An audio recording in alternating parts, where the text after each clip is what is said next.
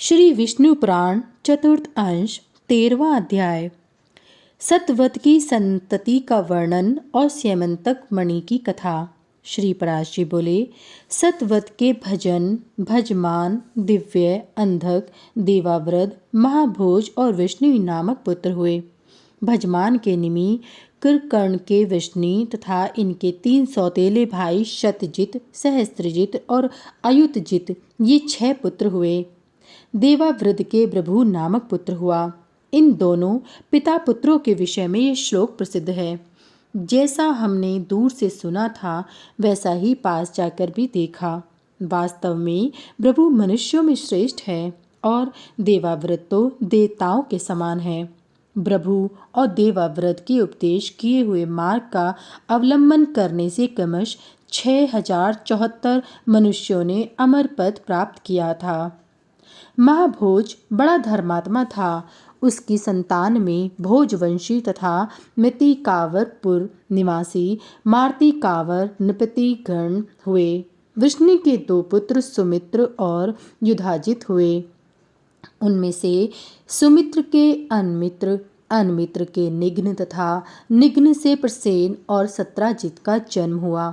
उस सत्राजित के मित्र भगवान आदित्य हुए। एक दिन समुद्र तट पर बैठे हुए सत्राजित ने सूर्य भगवान की स्तुति की। उसके तन्मय होकर स्तुति करने से भगवान भास्कर उसके सम्मुख प्रकट हुए। उस समय उनको अस्पष्ट मूर्ति धारण किए हुए देखकर सत्राजित ने सूर्य से कहा, आकाश में अग्निपिंड के समान आपको जैसे मैंने देखा है वैसा ही सम्मुख आने पर भी देख रहा हूँ। यहाँ आपकी प्रसाद स्वरूप कुछ विशेषता मुझे नहीं देखती। सत्राजित के ऐसा कहने पर भगवान सूर्य ने अपने गले से स्यमंतक नाम की उत्तम महामणि उतारकर अलग रख दी। तब सत्राजित ने भगवान सूर्य को देखा। उनका शरीर किंचित ताम्रवर्ण, अति उज्ज्वल और लघु था तथा उनके नेत्र कुछ पिंगल वर्ण थे। तदंतर सत्राजित के प्रणाम तथा स्तुति आदि कर चुकने पर सहस्त्रांशु भगवान आदित्य ने उससे कहा, तुम अपना अभिष्ट वर मांगो। सत्राजित ने उस स्यमंतक मणि को ही मांगा। तब भगवान सूर्य उसे वह मणि देकर अंतरिक्ष में अपने स्थान को चले गए। फिर सत्राजित ने उस निर्मल मणि रत्न से अपना कंठ सुशोभित होने के कारण तेज से सूर्य के समान समस्त दिशाओं को प्रकाशित करते हुए द्वारिका में प्रवेश किया। द्वारिकावासी लोगों ने उसे आते देख पृथ्वी का भार उतारने के लिए अंश रूप से अवतीर्ण हुए मनुष्य रूपधारी आदि पुरुष भगवान पुरुषोत्तम से प्रणाम करके कहा, भगवान, आपके दर्शनों के लिए निश्चय ही ये भगवान सूर्यदेव आ रहे हैं। उनके ऐसा कहने पर भगवान ने उनसे कहा, ये भगवान सूर्य नहीं है, सत्राजित है। यह सूर्य भगवान से प्राप्त हुई स्यमंतक नाम की महामणि को धारण कर यहाँ आ रहा है। तुम लोग अब विश्वस्त होकर इसे देखो। भगवान के ऐसा कहने पर द्वारिकावासी उसे उसी प्रकार देखने लगे। सत्राजित ने वह स्यमंतक मणि अपने घर में रख दी। वह मणि प्रतिदिन 8 भार सोना देती थी। उसके प्रभाव से संपूर्ण राष्ट्र में रोग, अनावृष्टि तथा सर्प, अग्नि, चोर या दुर्भिक्ष आदि का भय नहीं रहता था। भगवान अच्युत को भी ऐसी इच्छा हुई कि यह दिव्य रत्न तो राजा उग्रसेन के योग्य है, किंतु जातीय विद्रोह के भय से समर्थ होते हुए भी उन्होंने उसे छीना नहीं। सत्राजित को जब यह मालूम हुआ कि भगवान मुझसे यह रत्न मांगने वाले हैं तो उसने लोभवश उसे अपने भाई प्रसेन को दे दिया, किंतु इस बात को न जानते हुए कि पवित्रता पूर्वक धारण करने से तो यह मणि सुवर्ण दान आदि अनेक गुण प्रकट करती है और अशुद्धावस्था में धारण करने से घातक हो जाती है। प्रसेन उसे अपने गले में बांधे हुए घोड़े पर चढ़कर मृगया के लिए वन को चला गया। वहां उसे एक सिंह ने मार डाला। जब वह सिंह घोड़े के सहित उसे मारकर उस निर्मल मणि को अपने मुंह में लेकर चलने को तैयार हुआ तो उसी समय ऋक्षराज जाम्बवान ने उसे देखकर मार डाला।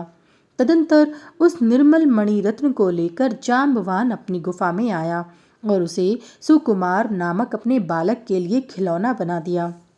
प्रसेन के न लौटने पर सब यादवों में आपस में ये कानाफूसी होने लगी कि कृष्ण इस मणि रत्न को लेना चाहते थे। अवश्य ही इन्होंने उसे ले लिया है। निश्चय यह इन्हीं का काम है।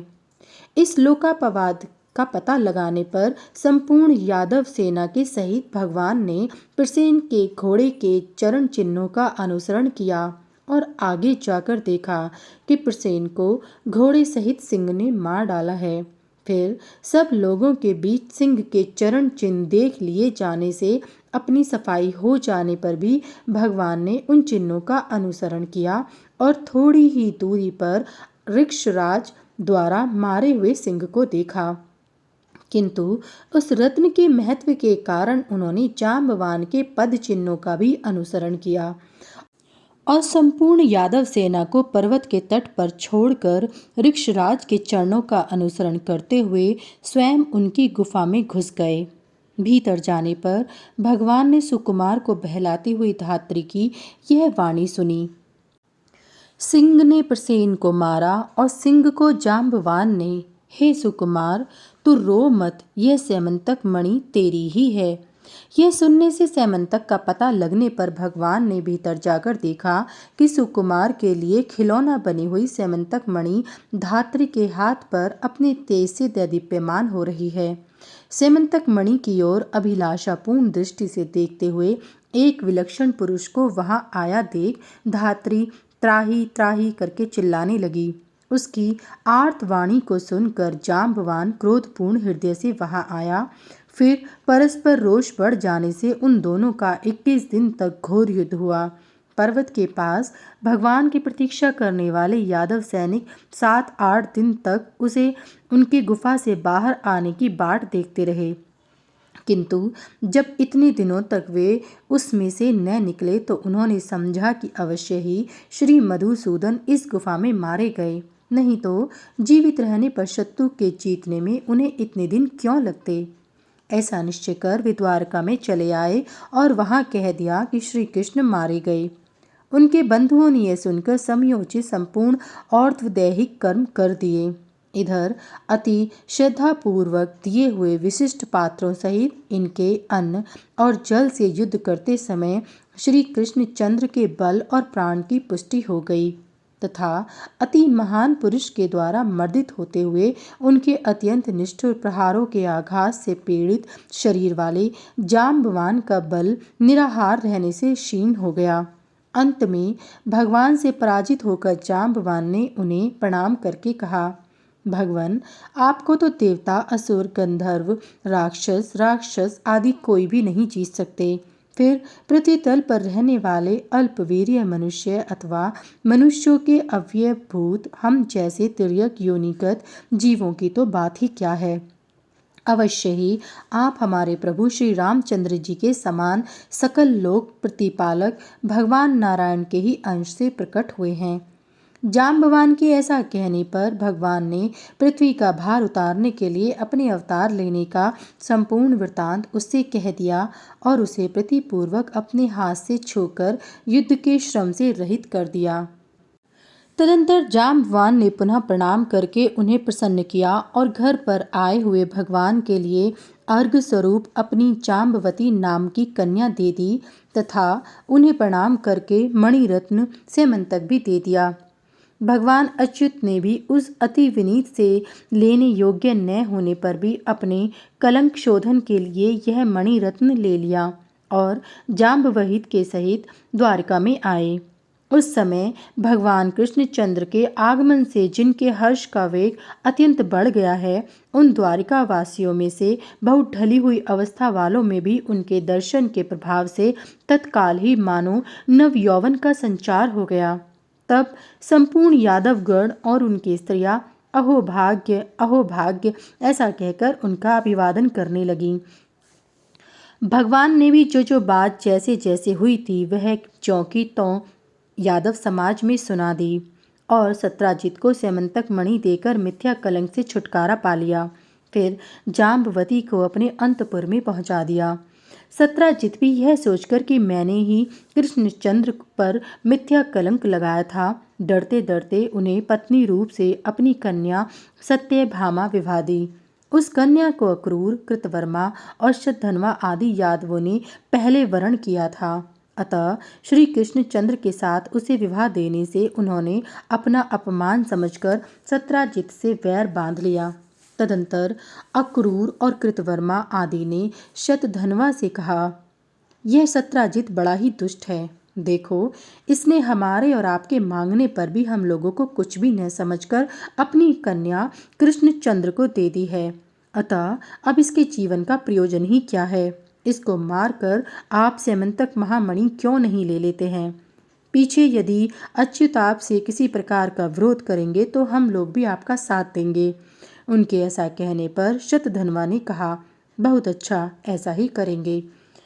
इसी समय पांडवों के लाक्षागृह में चलने पर यथार्थ बात को जानते हुए भी भगवान कृष्णचंद्र दुर्योधन के प्रयत्न को शिथिल करने के उद्देश्य से कुलोचित कर्म करने के लिए वारणावृत नगर को चले गए। उनके चले जाने पर शतधन्वा ने सोते हुए सत्राजित को मारकर वह मणिरत्न ले लिया।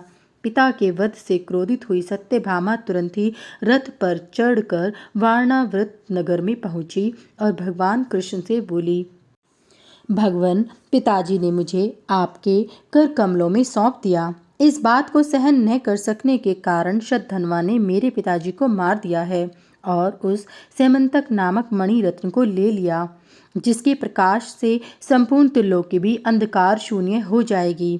इसमें आपकी ही हंसी है, इसलिए सब बातों का विचार करके जैसा उचित समझें करें। सत्यभामा के ऐसा कहने पर भगवान श्री कृष्ण ने मन ही मन प्रसन्न होने पर भी उनसे क्रोध से आंखें लाल करके कहा, सत्य, अवश्य इसमें मेरी ही हंसी है। उस दुरात्मा के इस कुकर्म को मैं सहन नहीं कर सकता, क्योंकि यदि ऊंचे वृक्ष का उल्लंघन न किया जा सके तो उस पर घोंसला बनाकर रहने वाले पक्षियों को नहीं मार दिया जाता। अर्थात बड़े आदमियों से पार न पा सकने पर उनके आश्रितों को नहीं दबाना चाहिए। इसलिए अब तुम्हें हमारे सामने इन शोक प्रेरित वाक्यों के कहने की और आवश्यकता नहीं है। तुम शोक छोड़ दो, मैं इसका भली प्रकार बदला चुका दूंगा।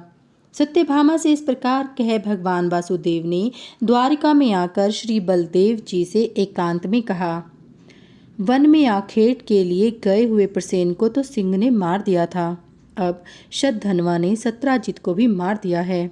इस प्रकार उन दोनों के मारे जाने पर मणिरत्न स्यमंतक पर हम दोनों का समान अधिकार होगा। इसलिए उठिए और रथ पर चढ़कर शतधन्वा के मारने का प्रयत्न कीजिए।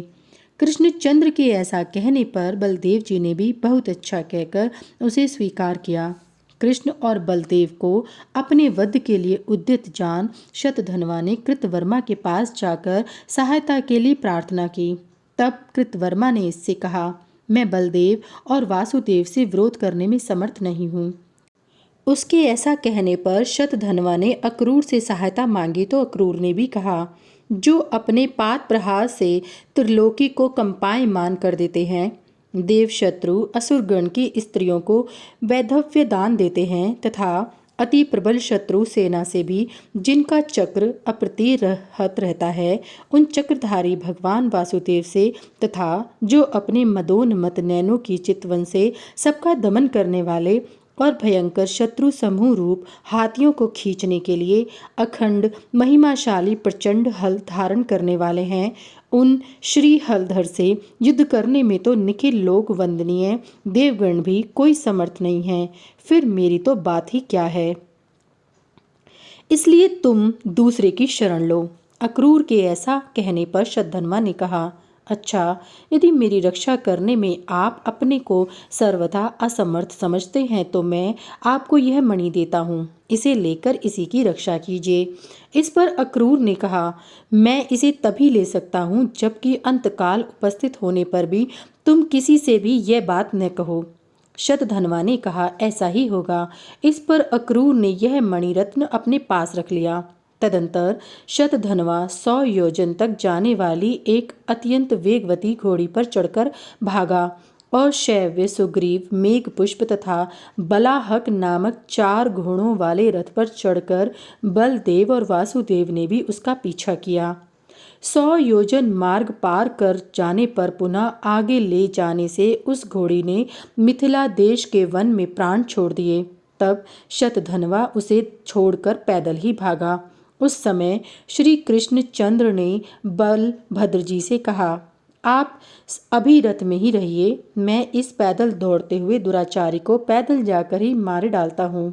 यहाँ घोड़ी के मरने आदि दोषों को देखने से घोड़े भयभीत हो रहे हैं, इसलिए आप इन्हें और आगे न बढ़ाइएगा। तब बलदेव जी अच्छा ऐसा कहकर रथ में ही बैठे रहे। श्री कृष्णचंद्र ने केवल 2 ही कोस तक पीछा कर अपना चक्र फेंक दूर होने पर भी शतधनवा का सिर काट डाला, किंतु उसके शरीर और वस्त्र आदि में बहुत कुछ ढूंढने पर भी जब सेमंतक मणि को न पाया तो बलभद्र जी के पास जाकर उनसे कहा, हमने शतधनवा को व्यर्थ ही मारा, क्योंकि उसके पास संपूर्ण संसार की सारभूत सेमंतक मणि तो मिली ही नहीं। यह सुनकर बलदेव जी ने यह समझकर कि श्री कृष्णचंद्र उस मणि को छिपाने के लिए ही ऐसी बातें बना रहे हैं, क्रोधपूर्वक भगवान वासुदेव से कहा, तुमको धिक्कार है, तुम बड़े ही अर्थलोलुप हो। भाई होने के कारण ही मैं तुम्हें क्षमा किए देता हूँ। तुम्हारा मार्ग खुला हुआ है, तुम खुशी से जा सकते हो। अब मुझे तो द्वारका से तुमसे अथवा सब सगे संबंधियों से कोई काम नहीं है। बस मेरे आगे इन थोती शब्दों का अब कोई प्रयोजन नहीं। इस प्रकार उनकी बात को काट कर बहुत कुछ मनाने पर भी वे वहां न रुके और विदेहनगर को चले गए। विदेहनगर में पहुंचने पर राजा जनक उन्हें अर्घ देकर अपने घर ले आए और वे वहीं रहने लगे। इधर भगवान वासुदेव द्वारका में चले आए। जितने दिनों तक बलदेव जी राजा जनक के यहाँ रहे, उतने दिन तक धृतराष्ट्र का पुत्र दुर्योधन उनसे गदा युद्ध सीखता रहा। अनंतर प्रभु और उग्रसेन आदि यादवों के, जिन्हें यह ठीक मालूम था कि कृष्ण ने सेमंतक मणि नहीं ली है, विदेहनगर में जाकर शपथ पूर्वक विश्वास दिलाने पर बलदेव जी 3 वर्ष पश्चात द्वारका में चले आए। अक्रूर जी भी भगवत ध्यान परायण रहते हुए उस मणि रत्न से प्राप्त सुवर्ण के द्वारा निरंतर यज्ञानुष्ठान करने लगे। यज्ञ दीक्षित क्षत्रिय और वैश्यों के मारने से ब्रह्म हत्या होती है, इसलिए अक्रूर जी सदा यज्ञ दीक्षा रूप कवच धारण ही किए रहते थे। उस मणि के प्रभाव से 62 वर्ष तक द्वारका में रोग, दुर्भिक्ष, महामारी या मृत्यु आदि नहीं हुए। फिर अक्रूर पक्षीय भोजवंशियों द्वारा सातवत के प्रपौत्र शत्रुघ्न के मारे जाने पर भोजों के साथ अक्रूर भी द्वारका को छोड़कर चले गए। उनके जाते ही उसी दिन में द्वारिका में रोग, दुर्भिक्ष, सर्प, अनावृष्टि और मरी आदि उपद्रव होने लगे। तब गरुण ध्वज भगवान कृष्ण बलभद्र और उग्रसेन आदि यदुवंशियों के साथ मिलकर सलाह करने लगे, इसका क्या कारण है जो एक साथ ही इतने उपद्रवों का आगमन हुआ, इस पर विचार करना चाहिए। उनके ऐसा कहने पर अंधक नामक एक वृद्ध यादव ने कहा, अक्रूर के पिता शवफलक जहाँ जहाँ रहते थे वहाँ वहाँ दुर्भिक्ष, महामारी और अनावृष्टि आदि उपद्रव कभी नहीं होते थे।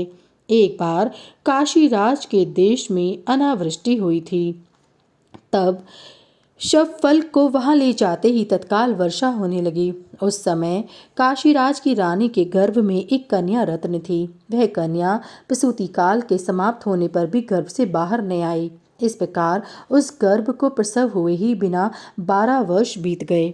तब काशीराज ने अपनी उस गर्भ स्थिता पुत्री से कहा, बेटी तू उत्पन्न क्यों नहीं होती? बाहर आ, मैं तेरा मुख देखना चाहता हूँ। अपनी इस माता को तू इतने दिनों से क्यों कष्ट दे रही है?